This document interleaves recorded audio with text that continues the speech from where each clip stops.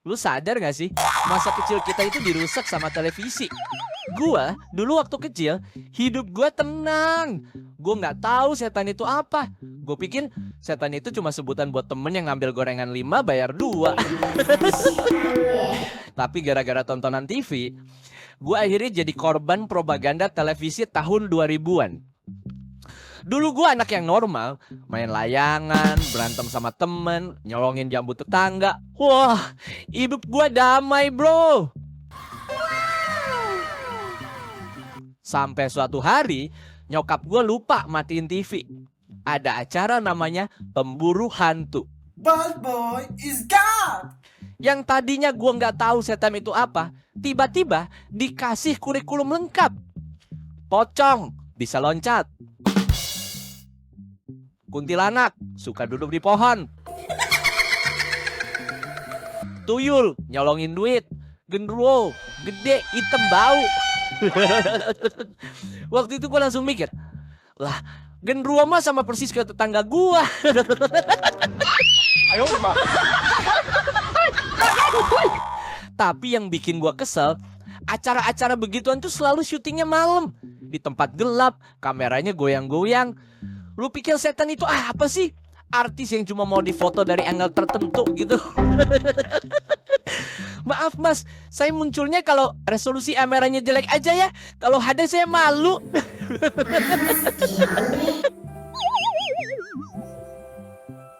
Yang paling gue gak habis pikir tuh, mitos orang Indonesia soal tempat angker. Setiap tempat bisa diangkerin bro. Pohon beringin, angker. Jembatan tua, angker. Kamar mandi, angker. Perempatan, angker. Pertanyaan gua, setan Indonesia itu homeless semua apa gimana? Nggak punya alamat tetap. Nongkrongnya hanya di fasilitas umum. Di luar negeri, hantunya punya rumah sendiri. Haunted mansion, haunted castle. Di Indonesia, hantunya nongkrong di toilet SPBU. Permisi mas, mau pipis? Sebentar kakak ya, lagi dipakai kuntilanak tuh, lagi antri. Terus ada lagi mitos yang menurut gua paling gak masuk akal. Lu tahu tokek kan? Itu cicak yang kebanyakan makan kreatin. Cicak yang kalau nemblok di tembok kayak lagi pamer otot. Nah, orang tua gue dulu bilang kalau tokek bunyi 7 kali atau lebih, itu tuh artinya ada sesuatu di sekitar kita. Jadi gini logikanya menurut mereka sih, tokek adalah alat deteksi gaib. Lu kira tokek itu ntar mau scanner loh. Orang NASA pakai satelit buat deteksi sesuatu. Orang Indonesia deteksinya lihat reptil di plafon yang lagi push up. Dan bodohnya gue percaya loh. Tiap malam gue dengerin tokek ngebacot. Dan secara refleks gue pun mulai ngitung. Tokek 1, tokek 2, tokek 3. Gue tuh kayak wasit pertandingan. Tapi pertandingannya antara gue dengan kewarasan gue sendiri. Gua hormat bro. Pernah tokeknya bunyi cuma 6 kali terus berhenti. Gue langsung lega. Alhamdulillah aman. Terus 5 detik kemudian dia bunyi lagi. Tokek. Kampret di tokek. Gue kira udah selesai. Itu setan lagi pakai sistem miss call apa? Pulsa habis telepon ulang. Gue tokek bukan kampret. Tapi ketakutan mistis gue yang paling parah itu waktu gue di kelas 5 SD. Ini nih gara-gara mak gue nyuruh ngikut pesantren kilat di sebuah pondok pesantren. Dalam hati, ya gak apa-apa lah biar gue paham agama. Gue ngikut kira-kira sekitar 2 mingguan. Dan lu tahu pesantren itu tempat di mana logika dan mitos hidup berdampingan.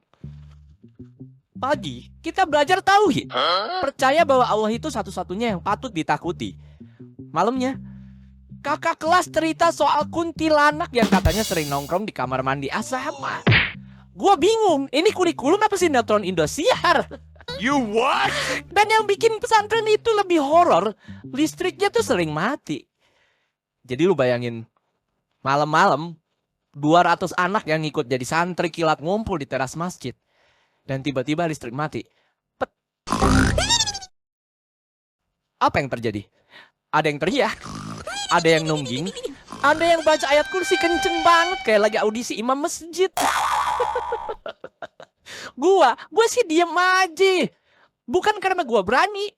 Karena gua lagi jongkok di WC, bro. Celana masih didengkul. Mau lari gimana nih?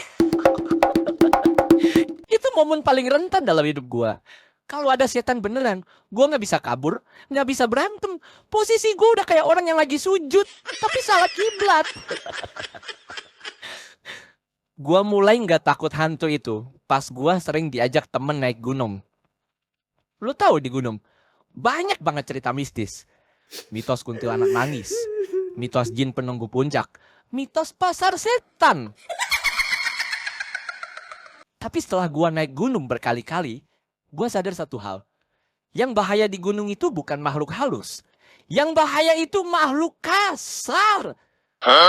Salah satunya adalah pendaki yang buang sampah sembarangan. Itu lebih serem, bro. Setan kalau lu deketin dia kabur. Pendaki yang buang sampah, lu tegur dia malah nantangin. Apaan sih, bro? Lebay amat. Lebay, lu buang bungkus Indomie di ketinggian 3000 mdpl lalu ngatain gua yang lebay. Bald boy is God. Harusnya ada acara TV baru, bukan pemburu hantu, tapi pemburu pendaki sampah. Formatnya sama. Malam-malam kamera goyang, tapi yang dikejar bukan pocong, tapi orang yang ninggalin plastik bekas di jalur pendakian. Ada lagi makhluk yang jauh lebih menyeramkan dari setan manapun. Makhluk ini nyata. Bisa lu lihat, bisa lu ajak ngobrol. Makhluk itu adalah temen yang utang tapi nggak mau bayar. Itu lebih horor dari pocong, bro. Itu serem, Pak. Awal datang, mukanya malaikat. Assalamualaikum, sehat, bro. Lu kok tambah ganteng aja hari ini. Manis banget omongnya, bro. Tapi giliran ditagih, aduh, berubah jadi dajjal. Setan itu, kalau dibacain ayat kursi, dia panas, dia pergi. Temen yang utang, dibacain ayat kursi, dia malah ngoreksi tajwid lu. Kurang dengung tuh, bro. Pinjem cepedung biar dengung. Temen yang utang, lu tagih pakai chat, dia cuma baca doang. Terus besoknya dia upload story di Instagram lagi makan di restoran mahal. Konsepnya gimana? Halo? Tanggal 25 lo bilang bakal balikin. Ini udah tanggal 3 bulan depan lo, bro. Itu bukan telat, itu penipuan berbasis kepercayaan. Bahkan, temen yang utang itu punya kemampuan supranatural, bro. Dia bisa menghilang. Lu chat, nggak dibalas. Lu telepon, nggak diangkat. Lu samperin ke rumah, kata emaknya, lagi kagak ada di rumah. Kemampuan gaib dari mana itu? Pocong aja masih kelihatan di TikTok. Temen utang, jejaknya aja lebih misterius dari kolor hijau, bro. Jadi kesimpulan gua hari ini. Jangan lu takut sama hantu. Hantu, itu konsepnya nggak jelas. Nggak pernah ada yang bisa buktiin. Tapi kalau ada temen mau pinjam duit dan dia bilang, gue balikin minggu depan, sumpah. Itu yang harus lu takutin. Karena minggu depan versi dia itu lebih gaib dari kemunculan Nyi Roro Kidul. Oh my God. Gue Samsul. Thanks sudah dengerin. Kalau hidup kalian lagi kacau, tenang. Kita semua lagi pura-pura kuat bareng-bareng.